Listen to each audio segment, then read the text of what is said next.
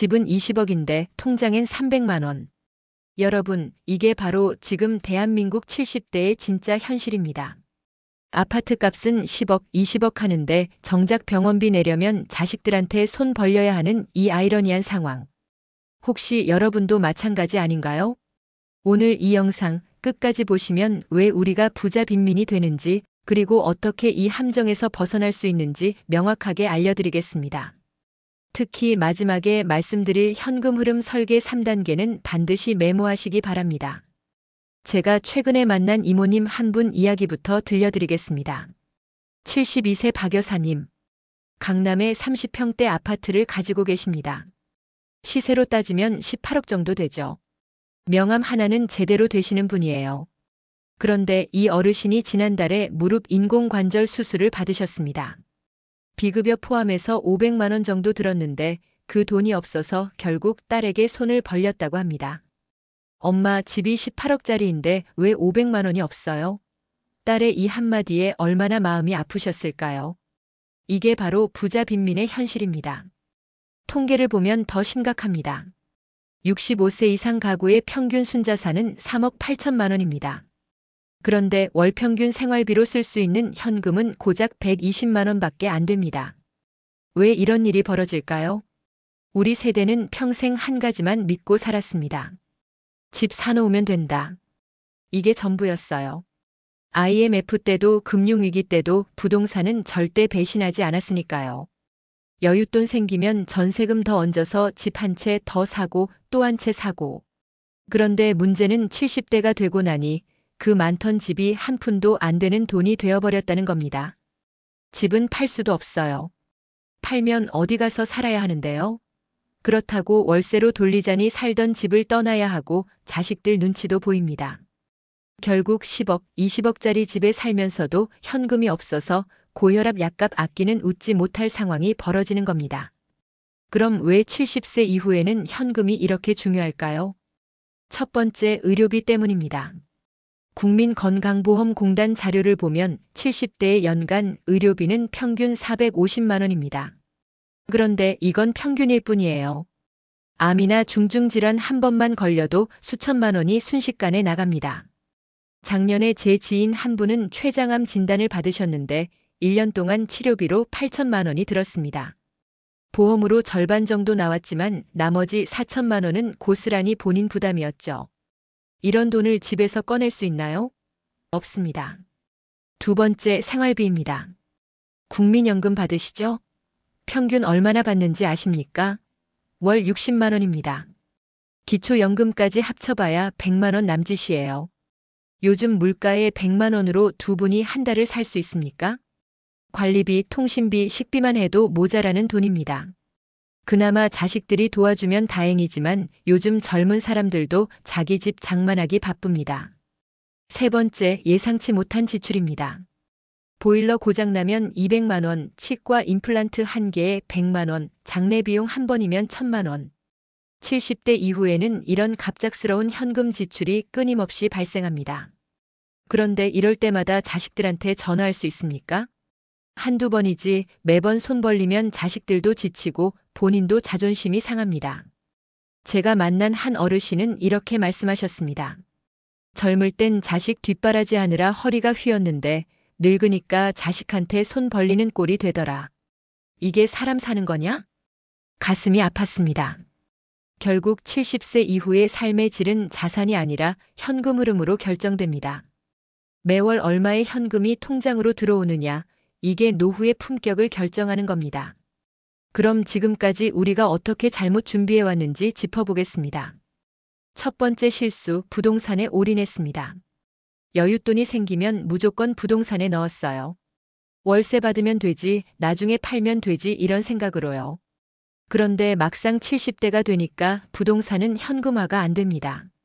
집값이 떨어질까봐 못 팔고 팔아도 양도세에 다 빠져나가고 그렇다고 월세를 놓자니 이사를 가야 하는데 어디로 가야 할지도 막막합니다.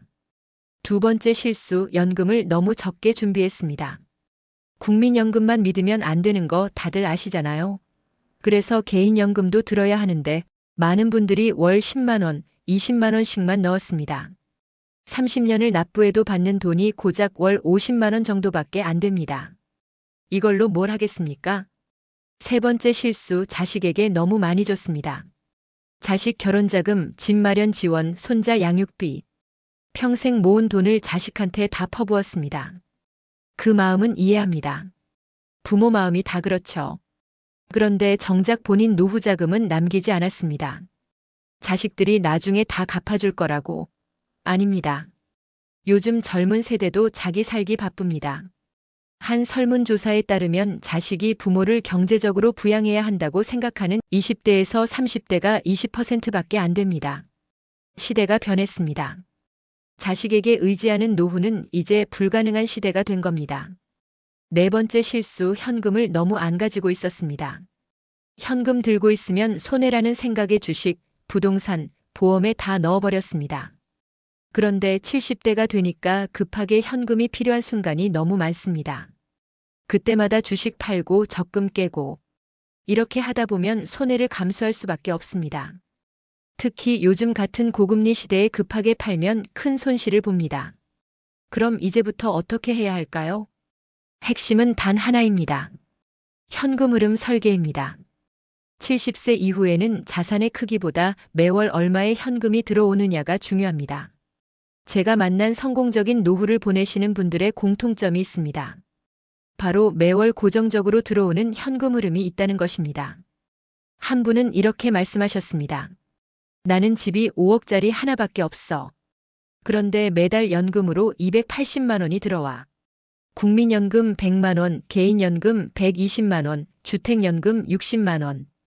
이 돈으로 아내랑 여행도 다니고 손주들 용돈도 주고 병원비 걱정도 없어. 편하게 살아. 반면 다른 분은 이렇게 말씀하셨습니다. 나는 집이 세 채야. 시세로 30억은 돼. 그런데 월세 안 들어오는 집이고 팔자니 세금 문제에 자식들 상속 문제까지 복잡해. 매달 쓸 돈이 없어서 늘 불안해. 누가 더 행복한 노후를 보내고 있을까요? 당연히 전자입니다.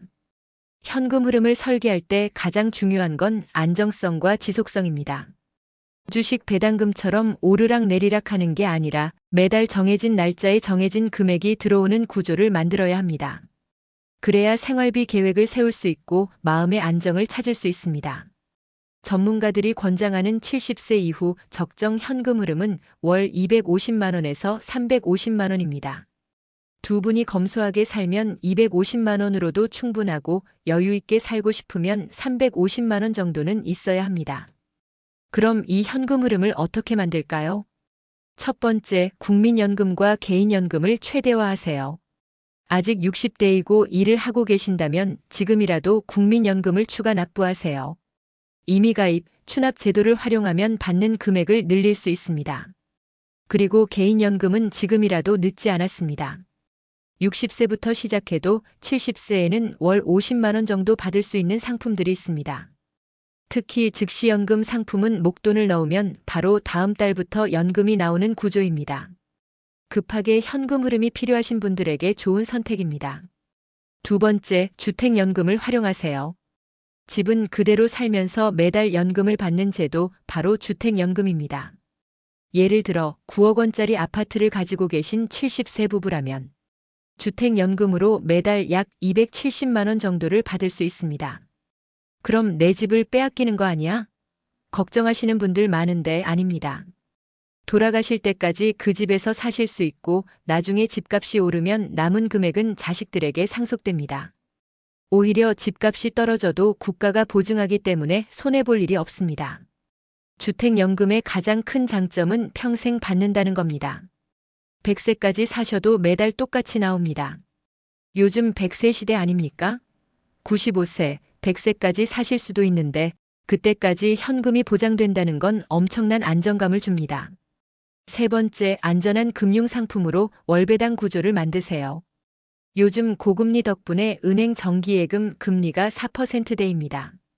1억을 넣으면 1년에 400만 원, 한 달에 33만 원의 이자가 나옵니다. 물론 예금으로는 큰 돈을 만들 수 없지만 중요한 건 안정성입니다. 70대 이후에는 수익률보다 안정성이 우선입니다. 절대 주식이나 펀드에 올인하지 마세요. 70대의 원금 손실을 보면 회복할 시간이 없습니다. 대신 이렇게 하세요. 예금과 적금으로 30%, 개인연금과 즉시연금으로 40%, 주택연금으로 30%. 이렇게 포트폴리오를 구성하면 안정적인 현금 흐름을 만들 수 있습니다. 한 가지 더, 월배당 ETF나 우량주 배당주도 고려해 볼 만합니다. 다만 이건 전체 자산의 10%에서 20%를 넘지 않는 선에서만 하세요. 자, 그럼 이제 구체적으로 무엇부터 시작해야 할까요? 1단계, 현재 자산을 정확히 파악하세요. 지금 가지고 계신 부동산, 예금, 보험, 주식, 모든 자산을 종이에 적어보세요. 그리고 그걸 두 가지로 나누세요. 현금으로 쉽게 바꿀 수 있는 자산, 그리고 현금으로 바꾸기 어려운 자산. 대부분 현금으로 바꾸기 어려운 자산이 훨씬 많을 겁니다. 부동산이 대부분이니까요. 이걸 보면서 내가 정말 현금이 부족하구나를 실감하게 됩니다. 2단계, 월 평균 지출을 계산하세요. 지난 6개월 동안 쓴 돈을 다 합쳐서 평균을 내보세요. 관리비, 식비, 의료비, 경조사비, 교통비, 통신비. 생각보다 많이 나갈 겁니다. 여기에 20%를 더하세요. 왜냐하면 70대가 되면 의료비가 급격히 증가하기 때문입니다. 예를 들어 지금 월 150만 원 쓰신다면 70대 이후에는 최소 180만 원은 필요하다고 보시면 됩니다. 3단계, 현금 흐름 계획을 세우세요. 매달 필요한 금액을 계산했으면 이제 그 돈을 어디서 만들 것인지 계획을 세워야 합니다.